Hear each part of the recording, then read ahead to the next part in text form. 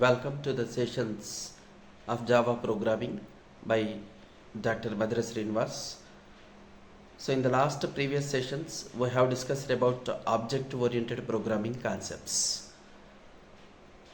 So in object-oriented concepts, the most important concepts are what is class, what is an object, and what is data abstraction, and what is data encapsulation, what is message passing, polymorphism, and finally inheritance.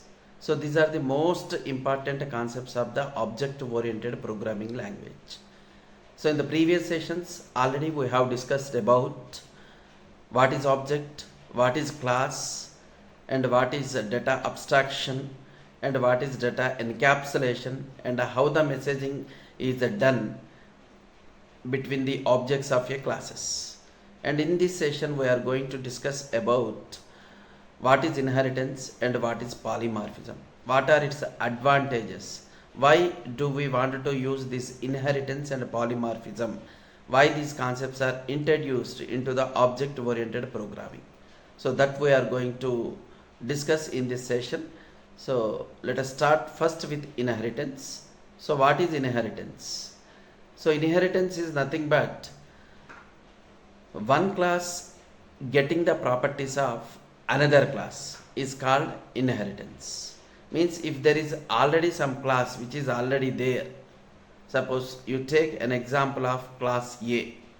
If class A is already existing and now we are defining a new class B. So the new class B is defined in such a way that it will get some properties from class A which is already there. So the properties of class A are acquired by the new class B. So this is this concept of class B getting the properties of class A. So it is called inheritance. It is just like in human relationships. A child is getting the properties from their parents. Normally we say that your face is very much like your father, or your behavior is just like your mother, and you have inherited some of the properties from your father. So your attitude is exactly resembling your father attitude. So like that we are getting properties from our parents. So this is nothing but inheritance. Means a child is getting the properties from their parents. So it is not that child will get all properties of their parents.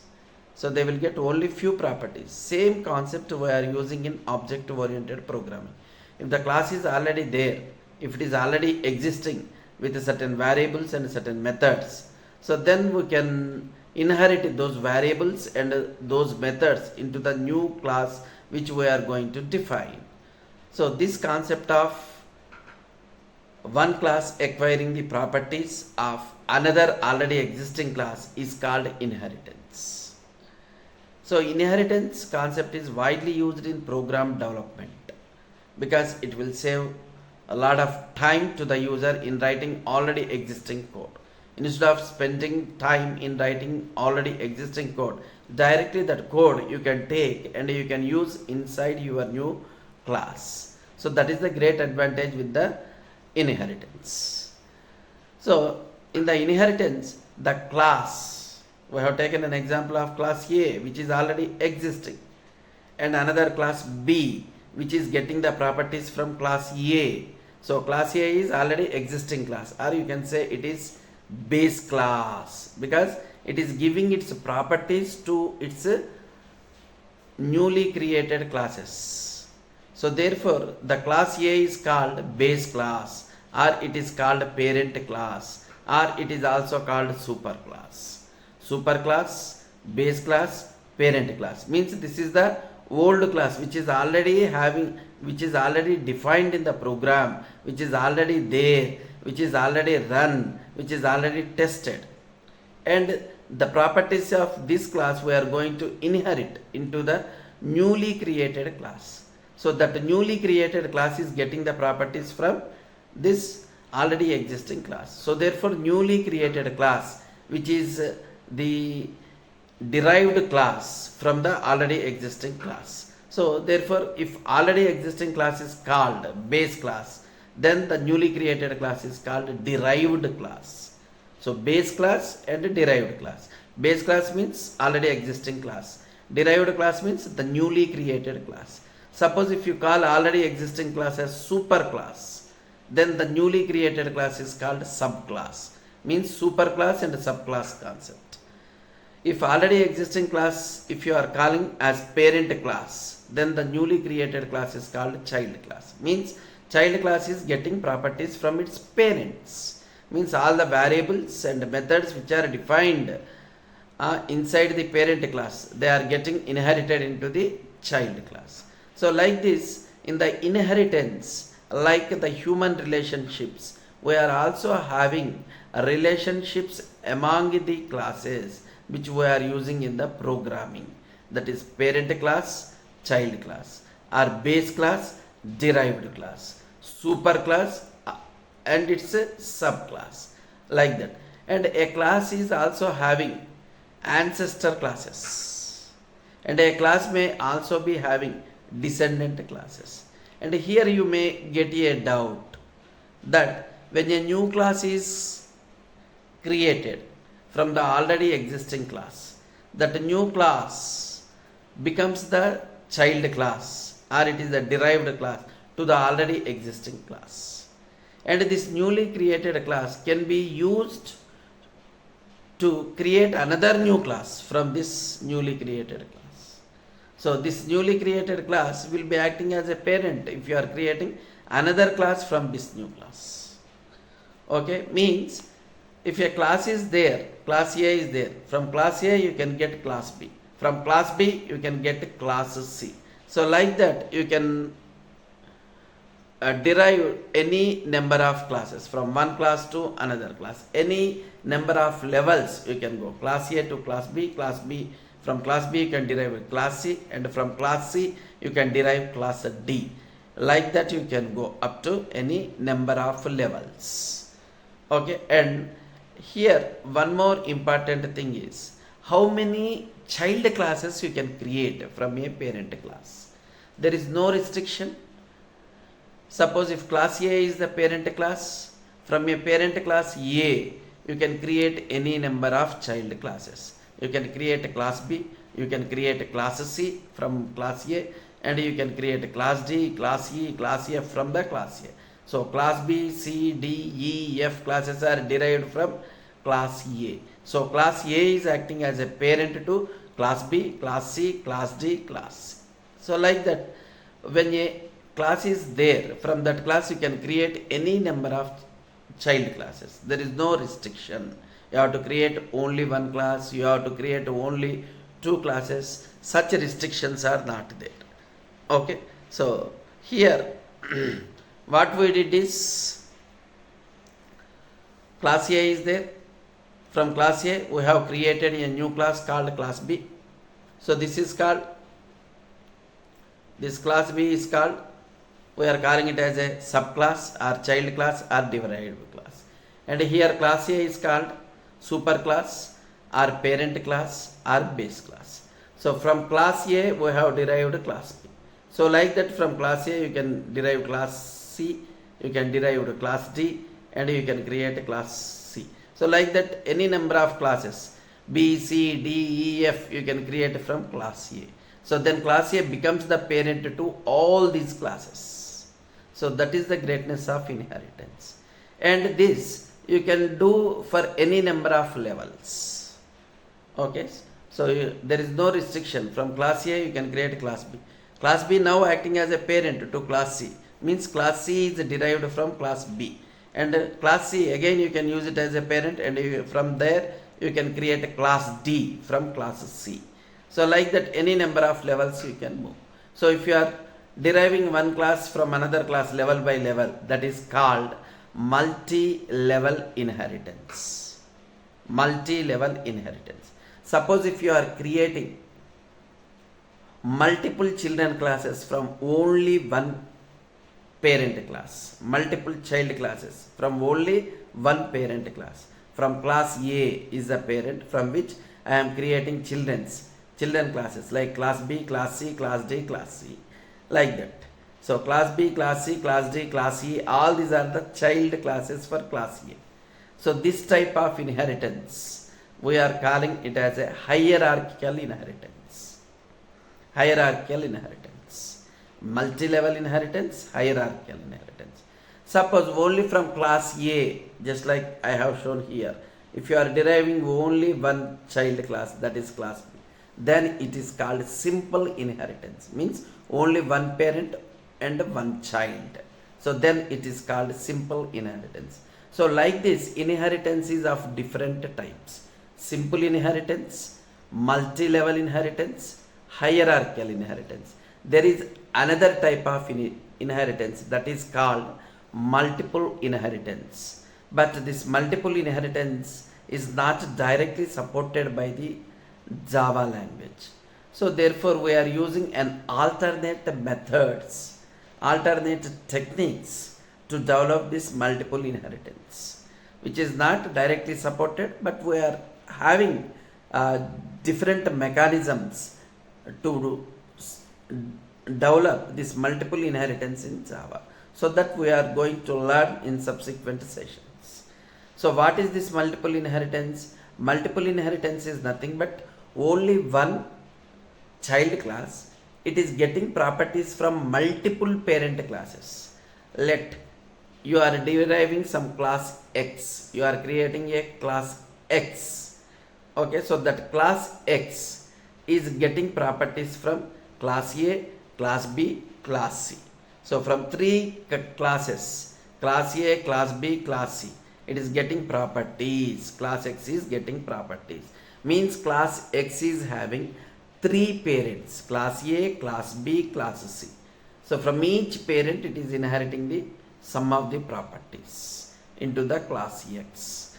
Okay, so this is called multiple inheritance. So this multiple inheritance is not directly supported by Java. We use different techniques to support multiple inheritance. Then what is the advantage of this inheritance? So inheritance concept supports reusability. Means already if you have created one class, you have worked with that class and you have confirmed that that class which you have used in your programming is working successfully. And later on you are doing another programming. There whatever methods and variables you want to use, you have already used in this previous class. Same methods and same variables you need to use in the newly developed program. So instead of writing the entire code which you have already written few days back, okay, again spending the time in writing the same code, what you can do is instead you can take the previously written code and that code you can keep inside the new program. So means when you are developing a new programming, in that new programming, instead of writing code right from the scratch, if you have already defined some classes and methods, variables, so directly you can inherit those classes which you have already developed previously, that directly you can inherit it into the newly developed class or newly created class.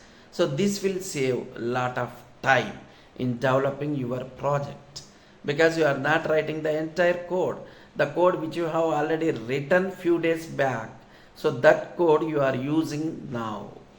And one more advantage with this is not only reusability, it will save your time. Means the quick development of the application is done. Reusability is saving your time, and reusability is also reducing the number of errors that are going to generated from your program. Suppose if you are writing entire code again, there are chances that you may be having more errors in the programming. So but what you are doing here, already the code which you have already done few days back or few months back, which is already tested perfectly, so that code you are using here.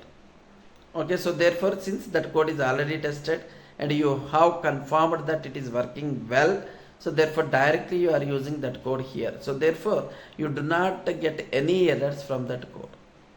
So therefore risk of generating errors, risk of having bugs in your program is eliminated. Okay, so one advantage with the inheritance is supporting reusability. Reusability in the sense whatever code you have already implemented previously, few days back, few months back, or few years back, that code again you can use in new application developments. So that is called reusability. So with this reusability means inheritance is supporting reusability. So with this reusability, what advantage you are getting? Your time is saved. And the efforts that you need to keep in developing the entire application will be reduced to a great extent. That is a great advantage. Efforts are reduced. So time is saved. So means quickly you can develop the applications. And another advantage, great advantage is the probability of having errors in your program is reduced because you are not writing entire code right from the scratch. So therefore you are writing very less code for your application development. Probably you may get errors only in the new code that you are going to add to your application. So the probability of getting errors in the program is reduced. So these are the certain advantages with the inheritance concept. Okay, so how to implement this inheritance using classes, that we are going to learn in coming sessions. Upcoming sessions we are going to learn the implementation of inheritance. Then coming to the another most important concepts, the concept of OOP is polymorphism. What do you mean by this polymorphism? Polymorphism is defined in such a way that it is a process of one entity behaving differently in different environments. Same entity will be there that you are taking into environment 1. There it is doing certain type of actions. And same entity if you are taking into some other environment, that is environment 2, it is doing certain different actions. If you are taking same entity into the environment 3, so then there it is performing differently. So means entity is same but in different environment it is behaving differently. So means it is showing, it is exhibiting different actions in different environment, or you can say different places.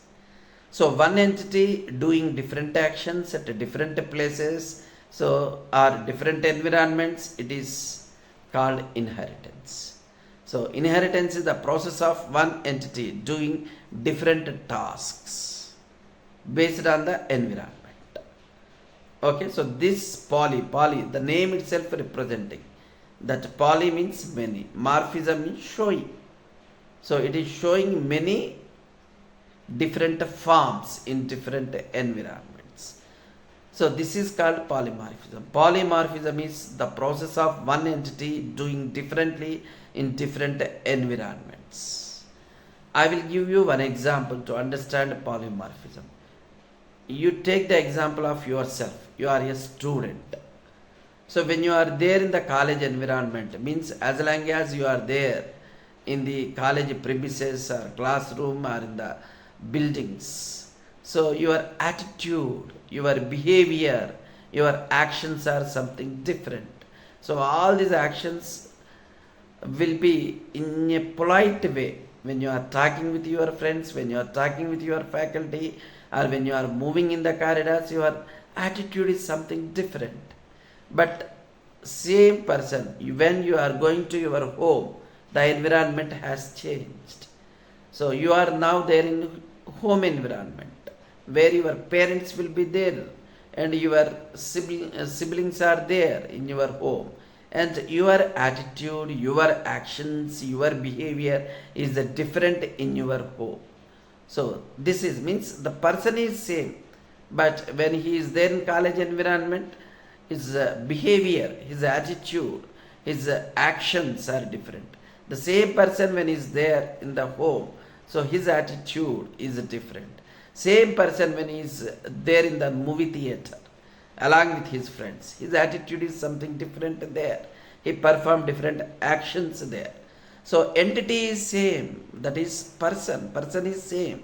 But when the environment is changing, the actions performed by the person is also changing. So here also we are using the same concept in object-oriented programming. Here we are having an entity, so that is behaving differently in different places or different environments. So here I will give an example of what is exactly this polymorphism in object-oriented programming. Suppose you take a method. Method means function in C language. So here I have defined one function called draw. Draw is a function here. So the first function draw, it is taking only one argument, that is integer x. And same function with the same name I have defined here. But in this environment I have passed two arguments to this function, integer x and integer y. And the same function I have defined somewhere in some other environment where the same draw function is taking three arguments, that is three integer values. So now the action performed by this draw function is different based on the number of arguments that you are passing. So if you are passing only one argument, this draw function, first draw function, since you have given only one argument, one x value, suppose x value is 5, then this draw function will draw a square with 5 centimeter each side. The length of each side is 5 centimeter. It will draw a square. And when you pass two arguments, int x and int y values, two integer values, suppose say 10 and 8. So then it will draw a rectangle with 10 centimeters length and 8 centimeters width. Then to the same draw function, if you pass three integer values as arguments, x value, y value, z value, you have passed. Let us say the values are 15, 12 and 8. So then it will draw a triangle with the sides measuring 15 centimeters, 12 centimeters and 8 centimeters. Means the function name is same. Sometimes it is drawing square, sometimes in some other case it is drawing rectangle, and in some other case it is drawing triangle. So based on how many arguments you are passing to the function. Same function name is same draw, but it may draw sometimes square, sometimes it may draw triangle, and sometimes it may draw rectangle. So this function is performing a different activity, drawing activity in different situations. So that situation is decided here by how many arguments you are passing to the function as arguments. So that will decide what is drawn by that function. So using the same function to draw different things, it is called polymorphism. Means a method, you can implement it to perform different actions based on the different arguments that you are passing to the function. So normally this concept is called function or method overloading. Means the same function is overloaded with three different tasks. Normally a method means function. So a method is defined to perform only one task. So here we are assigning three tasks to the same function: to draw a circle, to draw a triangle, to draw a rectangle, to draw a square. Three tasks were given. So this is nothing but overloading the function with too many tasks. Three tasks we have assigned. So since function is overloaded with more than one task, so we call this concept in object-oriented programming as method overloading. In the method overloading, you are having the function name is same, but the number of arguments or the type of the arguments or order of the arguments taken by the function is different. So in detail about this polymorphism or method overloading, we are going to discuss in subsequent sessions. So this method overloading, another concept is there, that is also comes under polymorphism, that is method overriding. Method overriding. So it is also called compile time polymorphism. Sorry, it is also called dynamic polymorphism. Method overloading is called compile time polymorphism. Method overriding, this is another concept of polymorphism. So that is called dynamic polymorphism. Means polymorphism is two types, compile time polymorphism and runtime polymorphism. So compile time polymorphism is implemented by using method overloading, or you can say function overloading. Runtime polymorphism is implemented using method overriding or function overriding. So function method overloading and method overriding. Method overloading means you are assigning more than one task to the same function. In method overriding, in the overriding, you are having the function with the same name and with the same arguments. Arguments do not change. In function overloading, arguments are going to change, but in overriding, method overriding, yes, arguments in the function do not change. Name of the function do not change. Okay, same function we are having different places. One may be there in parent class with the same name, same arguments. The function will be there in child class also. So which function is called at runtime? Okay, so that is decided at runtime, and such a mechanism is called runtime polymorphism. So what is this compile time polymorphism, runtime polymorphism, that we are going to discuss in subsequent sessions. So you have to just remember what is inheritance and what is polymorphism. Inheritance means one class is acquiring the properties from another class, already existing class. So existing class is called parent class, newly created class is called child class. Our existing class is called base class and newly created class is called derived class. Our existing class is called superclass, newly derived class is called subclass. That is the terminology. And inheritance is different types. You are having simple inheritance where only one parent and one child will be there, and you are having multi-level inheritance where from one class another class is derived, and from that class again another class, and from that class again another class. Like that we are going on deriving from one class to another class, level by level it will go. So that is called multi-level inheritance. And hierarchical inheritance where you are having only one parent with many childs. Many childs are derived from only one parent. That is called hierarchical inheritance. And most important thing is multiple inheritance. Multiple inheritance is not supported by Java directly, but we are having alternate mechanisms to implement it. And coming to the polymorphism, polymorphism means one entity behaving differently in different environments. So this is of two types, compile time polymorphism and runtime polymorphism. That is method overloading is one concept, method overriding is another concept. So how to implement this inheritance and how to implement polymorphism, we are going to learn with practical programming in subsequent sessions. Okay, so with this session we are closing. Thank you.